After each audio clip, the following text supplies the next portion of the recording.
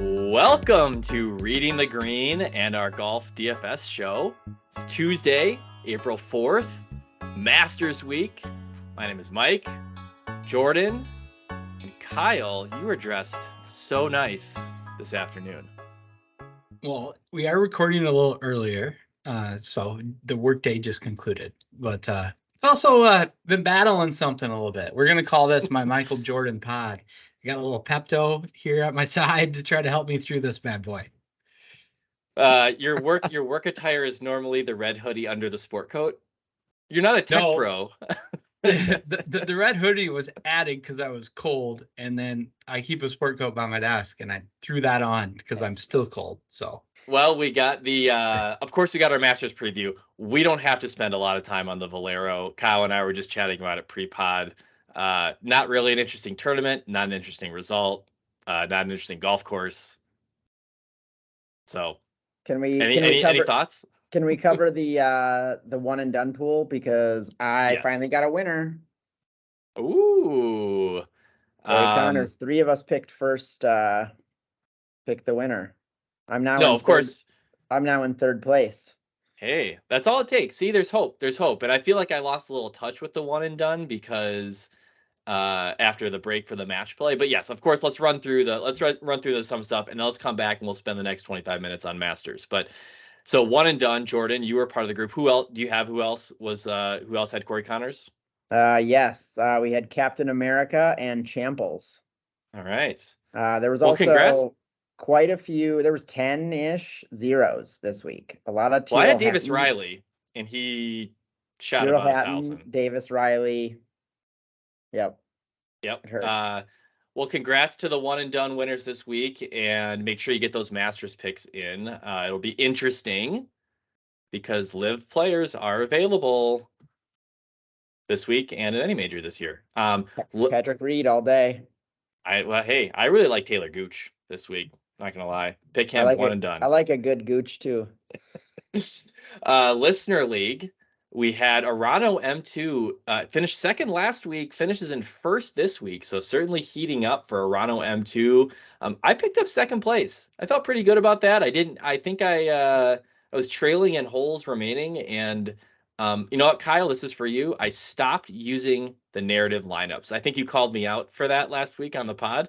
Maybe a little I just put in my best plays, and that was nice. And then Buke 0215 finishing in third. So we won't say who on the pod last week said they weren't going to play Corey Connors at the Valero. I was not on the pod, and I did play him in that lineup. It might have been me. So went off Connors, unfortunately, even though he was right there at the top of the model. But overall, Mike, the model last week had a great week. It was really good. A lot of chalk made the cut, and that made things kind of interesting on the weekend with Dietrich shooting. I think he was plus 14 on the weekend, but otherwise we had a lot of players make the cut. Hatton was a landmine for the second week in a row, and really the only other guy that burned me was David Lingmerth, and it didn't have that much exposure. And I know, Kyle, you got burned pretty good by Cameron Davis, but other than that, it was a pretty good week. Yeah, it's always good to see a guy like Ben Martin come through at 7,100 when he gets a lot of love, and see Wu was up there, Rye, Ricky, and then obviously Connors and Kuchar. So good week overall. Well, it's fun to have that kind of week. Tons of confidence going into the Masters. So if there's nothing else on the Valero, let's just start with the only person in this group that has been to the Masters. Jordan, would you like? Oh boy, look at that! For all those YouTubers out there, the Masters. Well, let me ask you this, Jordan. Since you seem to be on the pulse, Masters gear update. Like, has there been some sweet stuff coming out? There is. All my Facebook groups where they run games for all the shit, people have been there have just gone crazy buying stuff. There's some cool Peter Millar polos and the hoodie that I know is everyone's favorite. But I think it looks like they've really stepped up their polo game this year. Last year we were talking a lot about those. I think it was the Augusta National Golf Club merch, didn't they have like that ANGC logo that was showing up on stuff, but you could only get it in certain spots? Yeah, And that's now it only must be you can only get that in the clubhouse. So you have to okay. be player or Member. member to buy that Yeah. stuff. Yes, versus the logo, the flag with the USA. Yeah, there was some cool stuff. You didn't like the Nike Peach Fuzz golf shoes that I was sending you. No. No, you were right. You said you like they make all these special editions, but they're just like a little off. Last year Yeah. I think they did an awesome one for the lobster one. I think was pretty cool Oh, that last was for year. the US Open US in Open. at Brookline. Yeah. Yeah, it's just like they're all just a little off. For sure. Otherwise. Yeah. Well, someday one of those will hit and I'll have to pick up a pair. But last other comment, how about just do you have a tip or two for going to the Masters and like what to expect or what to do when you're on the grounds? Don't look at their website for when it opens because it actually opens an hour before that. And go to the merchandise tent. The absolutely first thing you do, buy your chair, get all your gear.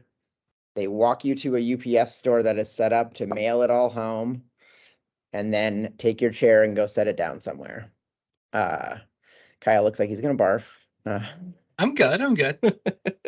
No, but that's we walked back by the merchandise tent at like 11 o'clock, and it was probably an hour and a half wait to get inside.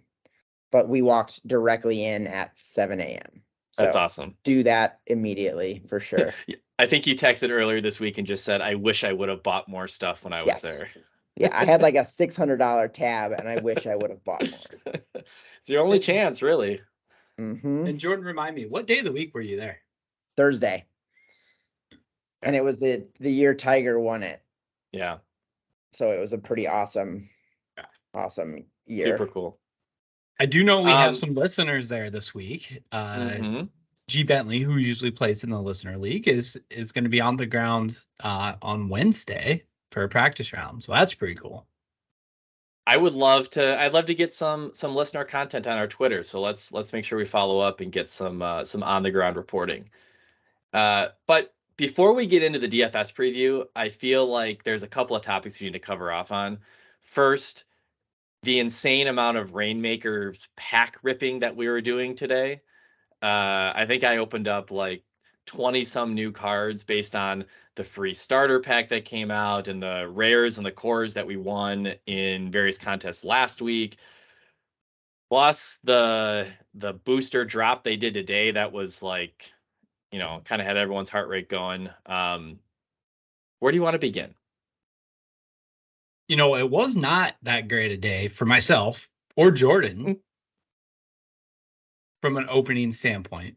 Garbage. No, it wasn't. Garbage. So Mike just destroyed it. Had a great day, Mike. Kyle's telling me to go buy lottery tickets because everything's coming up Milhouse right now. I pulled a John Rahm rare from my tier climber contest that Jordan right. So they had that contest. It was a $15 contest but it underfilled. So like it was paying out 60% of the places, I think. And you could get a rare all the way up to a Reignmaker. And Jordan and I I don't know where you ended up finishing, Jordan, but I finished like no more than 30 spots into the money. Like it was super close. I think I was at like 807 and 816 people won. It was well, that card ended up being at John Rahm, which the market value when I opened it up was $220-ish. And so we'll see when I can move that. I'm not going to hang on to it. You guys are panicking a little bit that I might just try to keep it, but I will certainly move it. You did a little bit better than the two rares I've opened the last 2 days. Ben Knowles, who won a Corn Ferry Tour event recently. So at least and he went to UVA. Come on. And then Nick Hardy, Mr. Swag Putter, that can't make a putt for his life. Well, hey, you know what? You may reclaim a little bit of value there. Nick Hardy's going to have a good year. Just hang on to him for like 3 months, Kyle. He's going to be good. I just got to find that opportune time when Nick Hardy gets a little steam. But someday, maybe there's at least some resale there as opposed to that other one. We'll do one visual feature here because they did do a pack drop, and it was insanity on Discord. It was insanity on the site, but I was lucky enough to get a high enough number in the queue that got me a 5-card pack at the rare level. So I think it'll include at least 1 rare and 4 cores. Could be a few more rares. And we don't do a lot of visual work here on the YouTubes, but let me actually just share a screen. You guys tell me if this is showing up right. Yeah, we got it. We got it. All right, let's go ahead and open this sucker then. We'll do this in real time. We're going to skip the theatrics here. All right, look at that. 1 rare, 4 core. Where do you want to start? And it was 1 guaranteed rare, right? And then a 0.17 chance or something, you get a second rare. Something like that. Yeah, so this is likely the distribution for most of the packs. And I believe all 5 of these players are in the event this week. It's a little confusing on how it's distributed, but let's just start. Let's start from the back here. There's a Colin Morikawa core. Wow. I like that. That's a good start. I already have a Colin, Jeez. but I could use another one. A Matt Fitzpatrick. That's my 3rd Fitzpatrick because I got another one earlier today. Oh, poor Mike. Oh. Harris English, you know. I No hope interest this next in one that. sucks, Mike. Sungjae. I This had my guy. eye on him. I really wanted him this week, and I Did couldn't you pull just the say? trigger on. Did you just say you've had your eye on him? I did say that. Yes. And then drum roll, the rare JTP. All right. Well, That's an unreal 5-pack. It's pretty That's good. pretty solid. M. Fitzpatrick, Morikawa will certainly take that. It helps. It helps so much that they're all playing this week, right? There's no crappy golfers in the field. Well, I mean, other than I did get a Mike Weir earlier today, so he is playing this week. But no, I think this was pretty good. That was a pretty good $25 spent on that pack. All right, now next story before we get into the preview. So you guys talked a lot about last week while I was in Vegas. You talked a lot about getting your Masters futures picks in, right? Yep. And I sent you the sheet from the MGM Sportsbook, and like I was there for work, I was busy, and it seemed really inconvenient to like have to walk to the counter to put in my MGM bets, and I couldn't get the app working. But I assumed that the DK Sportsbook would work there because like DFS doesn't work in Nevada because DK and FanDuel, like they don't operate daily fantasy in Nevada. So I just thought at the airport on my way out on Wednesday morning, I just put in my bets on DK Sportsbook, and DK Sportsbook doesn't work there either. You don't think the biggest lobbying division in the entire state is the already existing sports books, Mike? Come on. Yeah, You didn't get a single I didn't Masters think bet in through when you were it. in Vegas? No, not when I was in Vegas, but I did drive down to Iowa because I had to get a little bit of action. And Wait, I did you really? placed of course. So I placed 6 I placed 12 bets. 6 players, an outright in a top 20. And I shelled out a little bit on this because Kyle, I really want to make it up to you that because I had plans that came up tonight, we had to move the recording session up. So here's what I'm offering to you. Okay.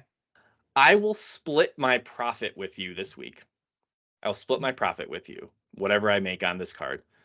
Or I will put 100% of the profit into the RTG fund as just a show of gratitude. Okay. What's the catch? That work? Is there a but? No, there's no but. But here, I'm gonna show you. I'm gonna share my card with you, so you just tell me if you like what you're getting. You took all live guys, didn't you? What do you think about this card? I don't see it yet. Yeah. Oh, it didn't come up? There it is. Dustin Johnson, Cameron Full Smith, live. Brooks Koepka, Full live. Jacqueline Neiman, Patrick Reed, Bryson. Yeah, I mean, I should have just been your bookie for this card. It could have saved you a lot of money.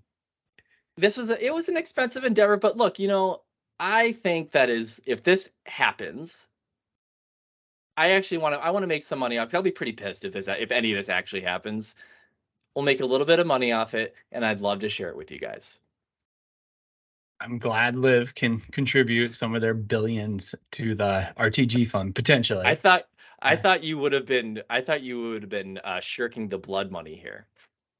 You know, the only one on there that I considered looking at was DJ, but that number was a little too low for my flavors.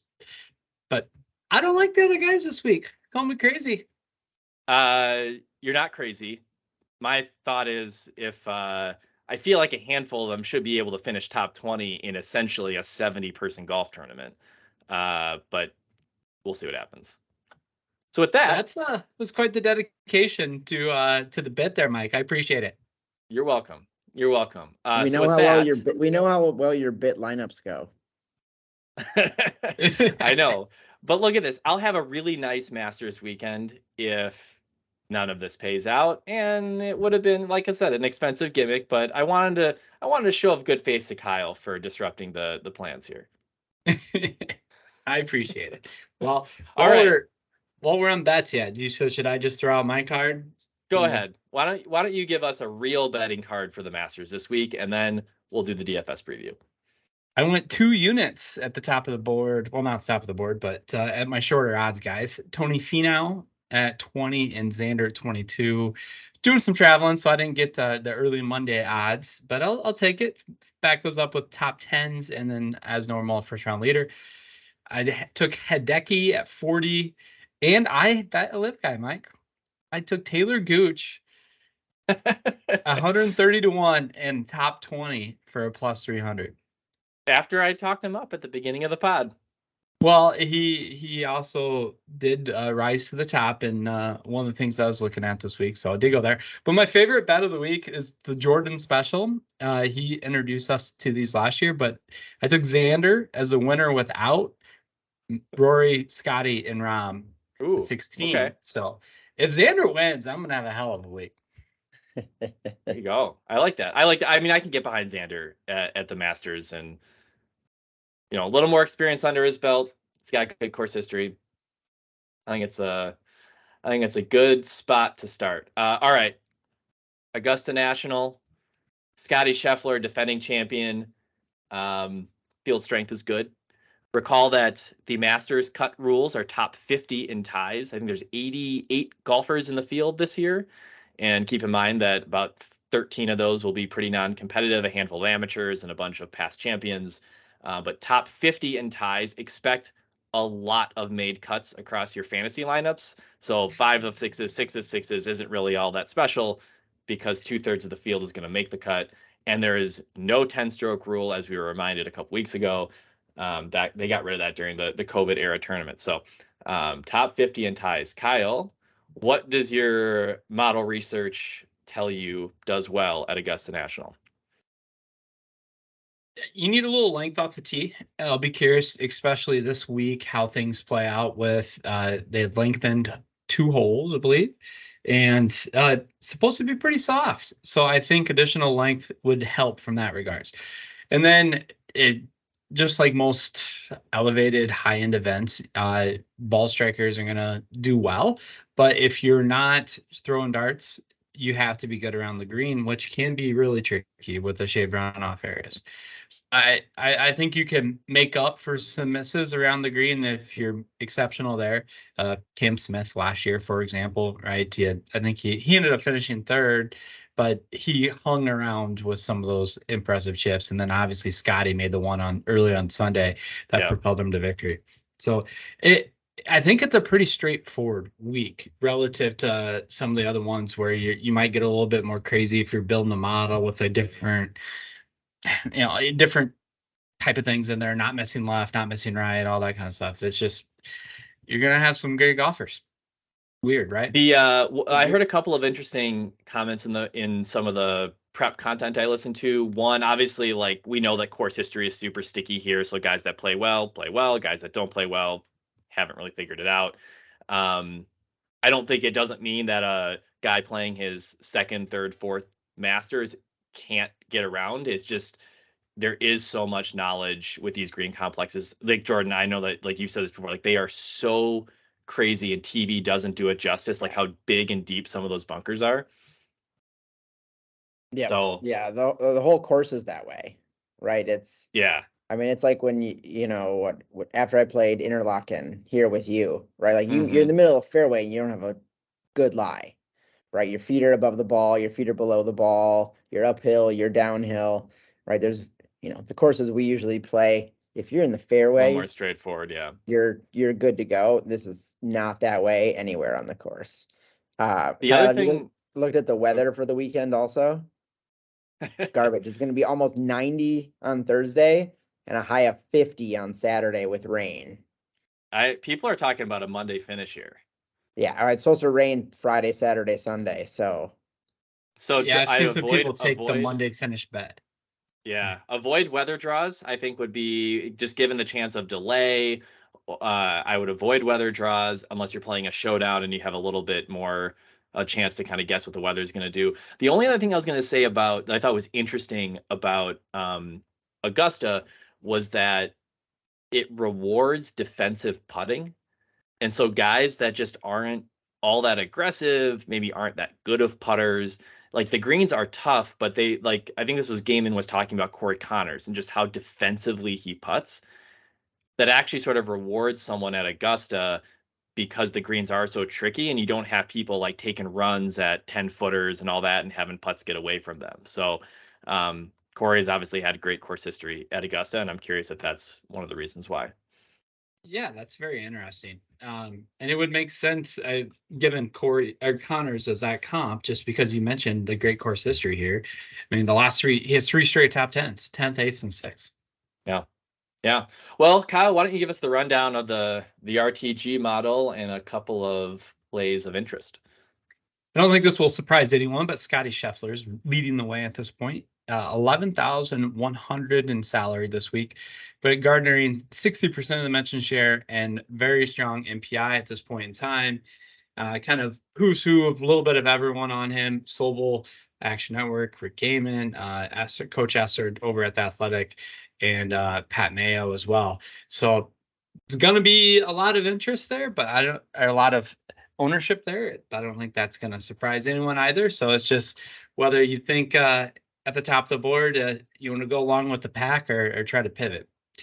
Next, Corey Connors, we just talked about 7,600, 45% mention share, and pretty strong on the MPI as well. Also at 45% mention share is Jason Day, 8,700 on the salary, and 75 in the MPI. So nothing to shake at there. And then so far, our leader from MPI standpoint is Tony Finau, 8,900, which seems to be a pretty dang good salary for him.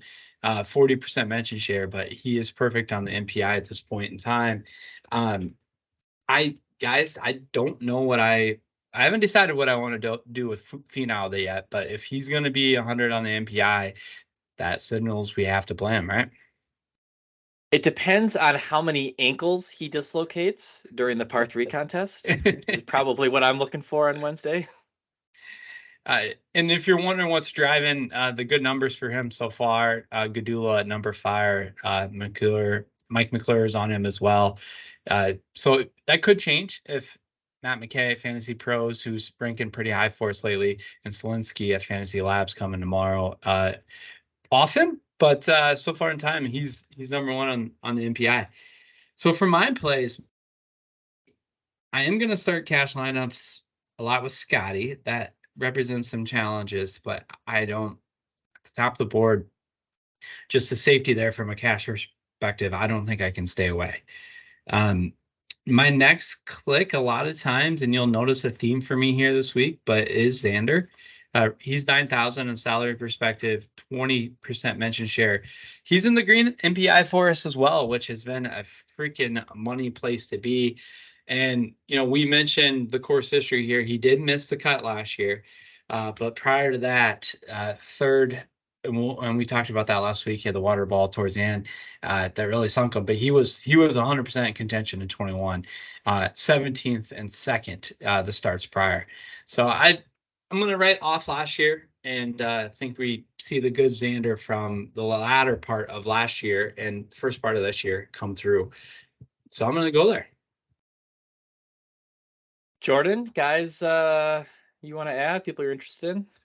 I'm gonna go with a couple of. I was doing my research while Kyle was talking there, so I may repeat some of them. No, but I'm gonna go with some cheaper options. Kyle, did you mention Justin Rose? I did not. So his MPI is currently 0. So all the people picking him are our worst experts. But he's always solid here. He's like, I don't know what it is, right? Like there are tournaments where Justin Rose plays well, and I think this is one of those. Is he going to win it? No. Might he get you a top 20 for $7,800? Absolutely. And the other one is in the same price range as Tommy Fleetwood. Another guy made 4 cuts in a row, which I know making cuts isn't the hard thing here, but to do it consistently is probably harder. And, again, not someone that's going to win it. I mean, I hope he does for my bet that I have on him from Vegas, but I think there's 2 fairly safe, options as you're getting down into the 7,000s. I don't have much to add there. I think Tony Finau is the one that we're going to have to make a decision about, just given where the model is pointing. Jason Day is another one. If you really want to follow who our best experts are talking about, Jason Day is one of Mike McClure's plays this week. Nicely priced at 8,700. With guys like Day and Finau, I just feel like this is said a lot, but like they're just one swing away from being their old self. And like I don't know that I can stake my entire tournament on that. But Day has been so good this year. And if you need a pivot and you want to get real funky, I talk a lot about Len Hochberg at RotoWire being the king of gutsy plays. His gutsiest play at the moment is Mac Hughes, and Mackenzie obviously had a nice run at the match play. Hadn't really played all that well before that. His last 2 Masters finishes are T50 and T40, but he did make 2 cuts the last 2 years. And so if you want a guy down at 6,300 that we have an expert that tends to find good diamonds in the rough, Mac Hughes is maybe of interest. You piqued my interest there. Just to circle back on Rose, and Jordan brought up his history. I knew it was good, but I hadn't looked it up personally. It is pretty ridiculous. A 5th, 11th, an 8th, a 2nd, a 10th, a 12th. Won this cut since 2003, and he's only lost strokes to the field twice. That miscut was a 19, but yeah, that's pretty crazy. And so I can see why a lot of people are looking at him this week. To continue the theme of some cheaper guys, just because I went pretty expensive on my first 2 I threw out. Siwoo Kim, just looking at a form standpoint, that's something I'm intrigued by him. 7,400, 35% mention share at this point in time, and about a neutral MPI right now. Esther at the Athletic there, but Mayo is looking at him in his DK Nation Tiers article, and Spencer over at Rotoballer. So I'm going to dive in a little bit more there, but on the surface, I'm intrigued. And then to continue the theme of we're going to need some savings if we go with folks like Scotty, Chris Kirk at 7,100 intrigues me as well. 15% mention share. I like his form, like how he's playing. I got to look at his history a little bit more here. That feels like incredible value. And I think I said this pre-pod too. It might draw some ownership, but that feels like incredible value for a guy that's been playing great. Tiers, Kyle. Talking about Dustin Johnson there. There's very difficult to find data on any of the live guys right now, and so I think people are just relying on like sentiment from 3 years ago. Like that's between DJ and Cam Smith. Like you see, he's right between Jason Day and Tony Finau. So Day's 8,700, DJ's 8,800, and Finau's 8,900, and like you've got to pick Day and Finau over DJ if you're right. Like so. It's just you don't want to base. You said what if they're one swing away from being their old selves. What does that make DJ? Right, like it's great. That guy's never played a bad golf round in his life, though. I mean, we've talked a little bit about it, but the live conversation is hard this week. like someone like Cam Smith, 9,800, I can't see myself clicking. Just he hasn't been great. He admitted he's not on top of his game. That's a lot of money to spend on guys you know what you're getting from a form perspective coming in. DJ, maybe, and we talked about from the bet standpoint, Taylor Gooch, maybe some of those other guys in the sevens, but man, that's tough. Maybe if you want to get a little funky on the GPP side, but not going there in cash, that's for sure. How about tiers quick, Kyle? I know I broke the tiers model in our tool, but do you have a take? Yeah, I was looking at tier 4. I think that's one the tool helps highlight someone we haven't talked about yet, but Sung Jae is 8,100.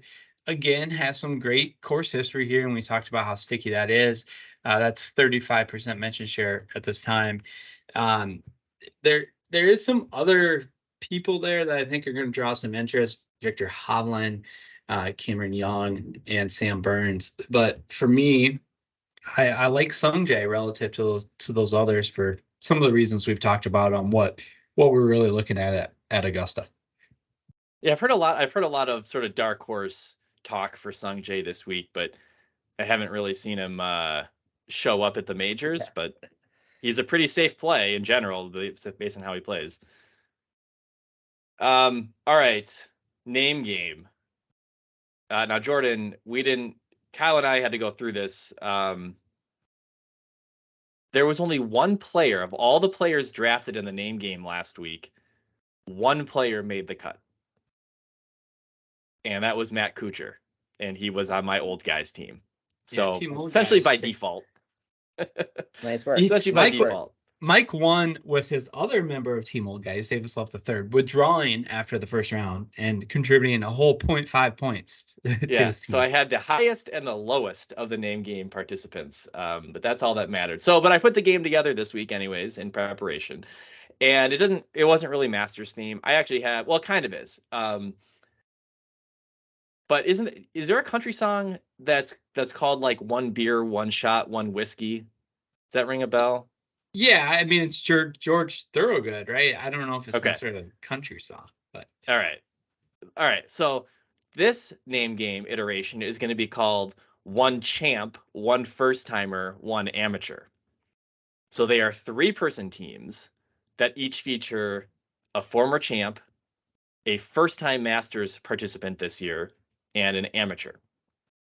Which are often, those 3 categories are often interesting storylines around Masters, certainly because a first-timer has never won. So it's always interesting to think about the guys who are playing in their first Masters.